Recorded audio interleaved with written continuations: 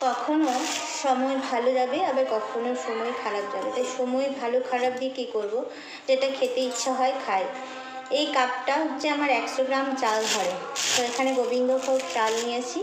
এখানে গোবিন্দভোগ চাল দিয়ে আজকে একটা তোমাদের সামনে রেসিপি বানাবো, তোমাদের সাথে শেয়ার করবো। 100 গ্রাম মানে এই যে নাপা নাপা নিয়েছি, দেখো 100 গ্রাম নিলাম। মা আর মেয়ে খাবো তো বেশি নিচ্ছি না, 200 গ্রাম নিচ্ছি। চলো যা হবে খাবো, যা বাজবে 200 গ্রাম নিলাম, ঠিক আছে। নিয়ম মতন একটু উঠিয়ে রাখতে হয়, উঠিয়ে রাখলাম। আমরা বরাবরই এই কাপ 100 গ্রাম মাপেরই খাই, মানে 3 জন মানুষ 3 কাপ নিয়ে চাল ব্যাস হয়ে যায়।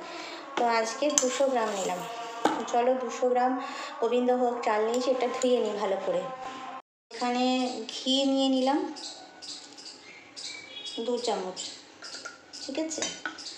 আর এখানে নুন দিয়ে দিলাম 1 চামচ। আর এখানে হলুদ নিয়ে নিলাম 1/2 চামচ। আর এখানে চিনি দিয়ে দিলাম 2 চামচ। 2 চামচ বড় বড়, যেহেতু এটা ছোট ওই জন্য দিয়ে এটাকে খুব ভালো করে মিক্স করে নিচ্ছি। খুব ভালো করে হাতে করতে পারো বা এরকম চামচে করে করতে পারো। আর সাথে 1 চামচ আদা বাটা, 1 চামচ আদা বাটা, এই যে আদা বাটা 1 চামচ নিয়ে নিলাম। তো চলো এটা মিক্স করে ভালো করে ঢেকে রেখে দিই। তো আজকে বানাবো পোলাও আর চিকেন কষা। তো তার জন্য সব রেডি করছি। তো দেখে নাও, দিন খারাপ বা ভালো কী করবো বলো, ইচ্ছেও তো হয় মাঝে মাঝে খেতে। তো চলো খেয়েই নিই, ঘরে বানিয়ে খাচ্ছি তো কী করবো। তো এটা 1/2 ঘন্টা ঢাকা দেওয়া থাক।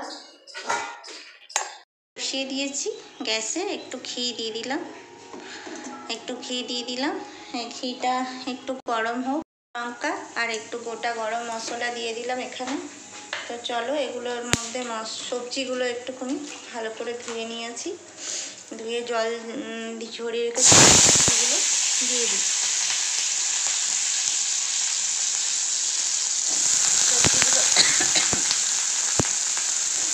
দিয়ে দিলাম, সবজিগুলো ভালো করে ভাজা করে নিই। এখানে আছে আলু, ডিম, গাজর আর ক্যাপসিকামটা এখনও দিইনি, একটু পরে দেবো। আর আছে মটরশুঁটিটাও পরে দেবো। তো চলো এগুলো ভেজে নিই। বন্ধুরা এখানে মটরশুঁটি আর ক্যাপসিকামটাও আমি দিয়ে দিলাম, দিয়ে একসাথে সব নেড়ে নিচ্ছি। একটু হালকা ভাজা করে নিলাম।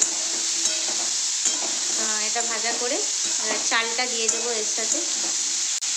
দিকটাই তো ভাজা হয়ে গেছে, এবার চালগুলো সব দিয়ে দিলাম সবজির মধ্যে। গোবিন্দভোগ চালের মধ্যে যে আমি নুন হলুদ একটু মিষ্টি মাখিয়ে রেখেছিলাম, তো সেগুলো দিয়ে আর একটু ভালো করে নেড়ে ভেজে নিচ্ছি। এটা কিন্তু আমি প্রেসার কুকারে রান্না করব।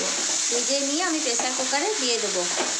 200 গ্রাম চালের মধ্যে মানে 100 গ্রাম চালে 150 গ্রাম জল হিসাবে দেব।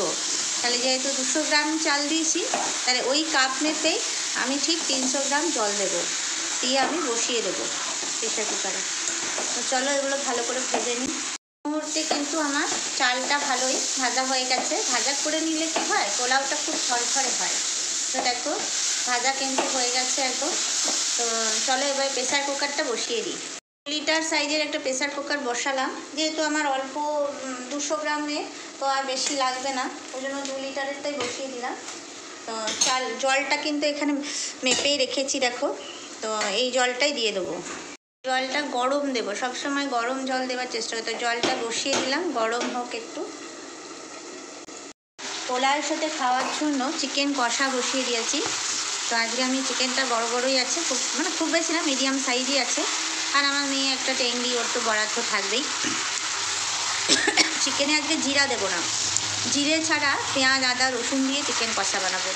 আমরা তো সবসময় জিরে ধনে সব কিছু দিয়ে করি, তো আজকে কিন্তু আমি জিরেটা অ্যাভয়েড করলাম। তো প্রথমে ভিনিগার দিয়ে চিকেনটাকে 1/2 ঘন্টা ভিজিয়ে রেখেছিলাম। তারপরে সমস্ত মশলা মাখিয়ে আদা কাঁচা লঙ্কা টমেটো পেঁয়াজ রসুন মাখিয়ে আমি আরও 1/2 ঘন্টার মতন রেখে দিয়েছিলাম। তো রেখে দিয়ে এবারে কষিয়ে রান্না করব। গরম জলটার মধ্যে আমি সব চালটা দিয়ে দিলাম, দেখো। তো এবার প্রেসার কুকারটা ঢাকা দিয়ে একটা সিটি আসা পর্যন্ত রান্না করব। চলো প্রেসার কুকারটা এই সময় ঢাকা দিয়ে দিই। আমার রেডি দেখো কি সুন্দর ঝরঝরে হয়েছে।